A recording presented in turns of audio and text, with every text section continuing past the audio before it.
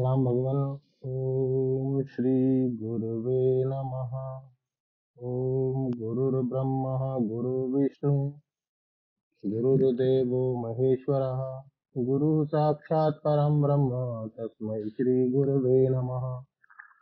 ओम शांति शांति शांति। ओम ब्रह्म ज्ञान और उसकी साधना द्वारा स्वामी अखंडानंद सरस्वती महाराज द्वारा भगवान और स्वामी जी कहते हैं स्वमेव अनुभूतित्वाद विद्यते न अनुभव्यता। विद्यारायण स्वामी जी बोलते हैं कि वह अनुभव गम्य नहीं है, स्वयं अनुभव स्वरूप आत्मा है, उसमें अनुभाविता अनुभाव्य त्वम पदम त्वम पद वाच्यार्थ अनुभाविता और तद पद वाच्यार्थ प्रत्यक्ष परोक्ष रूप दोनों अनुभाव्य दृश्य अपने अनुभव स्वरूप आत्मा में, अखंड आत्मा में बिना हुए ही भास रहे हैं। अब जरा अधिकारी की चर्चा करें। संप्रदाय से अर्थात गुरु शिष्य परंपरा से जो श्रौत ज्ञान प्राप्त होता है उसमें अधिकारी की अपेक्षा होती है। इसका बड़ा रहस्य है। आजकल तो लोग पल्लवग्राही ज्ञान प्राप्त करते हैं। पांडित्य पल्लवग्राही हो गया, ऊपर ऊपर से लेते हैं, उसके भीतर प्रवेश नहीं करते।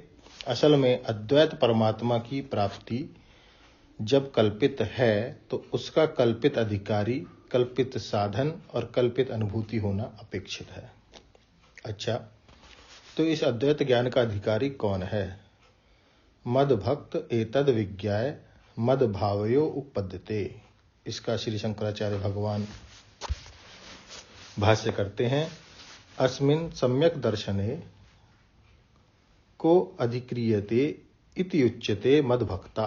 मयि ईश्वरे सर्वज्ञे परम गुरु वासुदेवे समर्पित सर्व आत्म भावो यत् पश्यति शृणोति स्पर्शति वा सर्वम एव भगवान वासुदेवा इति एवं ग्राही विष्ट बुद्धि मद्भक्ता। इस सम्यक दर्शन में कौन अधिकारी है कि मद्भक्त। अब भक्त की परिभाषा बना दी भगवान ने। क्या कि यह व्याख्यान या लेक्चर सुन सुनकर जो लोग वेदांती बन जाते हैं वे बोलने लगते हैं कि सब मिथ्या है। तो देखो, हमारे वेदांती लोग दुकान को मिथ्या नहीं करते, बच्चा पैदा करना मिथ्या नहीं करते, स्त्री मकान को मिथ्या नहीं करते। इनकी सबसे पहले चोट होती है कि भक्ति मिथ्या, योग मिथ्या, वेद मिथ्या। जो बाधक है उसमें वे फंसे हुए हैं, उनके मिथ्यात्व का तो निश्चय होता नहीं, और जो छुड़ाने वाले हैं उनके मिथ्यात्व का निश्चय हो जाता है। तो धन्य है ऐसी बुद्धि। ऐसी बुद्धि को शाबाशी देनी पड़ेगी। शाबाश बेटा। हमारे गांव की तरफ एक कहावत है। एक वर वधू का विवाह हो रहा था। नाई लोग बड़े चालाक थे, ब्याह में बड़ा काम करते हैं। पुरोहित के बाद दूसरा नंबर नाई का ही होता है। तो लड़की थी कानी, माने एक आंख की। तो वह जो कन्या पक्ष का नाई था उसने पेट में पानी ना पचे, वह सोचे कि कैसे वर पक्ष वाले नाई को हम बता दें कि लड़की कानी है। तो जब तक कन्यादान हुआ, सप्तपदी हुई, तब तक तो वह बेचारा अपने आप को रोके रहा। जब ब्याह हो गया तो उसने सोचा कि अब क्या नुकसान है, तो उसने कह दिया कि जितलस रे बर कानी। कानी लड़की ने वर को जीत लिया। वर तो बड़ा सुंदर है, बड़ा स्वस्थ है, जीत लिया उसने। तो वर पक्ष का नाई भी तब तक चुप ही रहा था। जब उसने यह बात सुनी तब उसने भी कह दिया कि वर ठाड़ होए तब जानी। तो वर तो पालकी में से उतारा गया था और नाई ने उसको गोद में लेकर मंडप में बिठा दिया। ब्याह हो गया। उसके तो पांव ही नहीं थे, वह तो लंगड़ा था। तो बोला कि तुम लोगों ने कानी लड़की दी तो हम लोगों ने भी लंगड़ा वर दे दिया। तुम्हें नहीं जीता, हमने भी जीता है। माने तुम ही लोग चालाक नहीं हो, हम भी चालाक हैं। तो महाराज ये लोग क्या करते हैं कि साधन तो कर देते हैं मिथ्या, और जो प्रतिबंध था, विघ्न था, उसकी निवृत्ति हुई नहीं।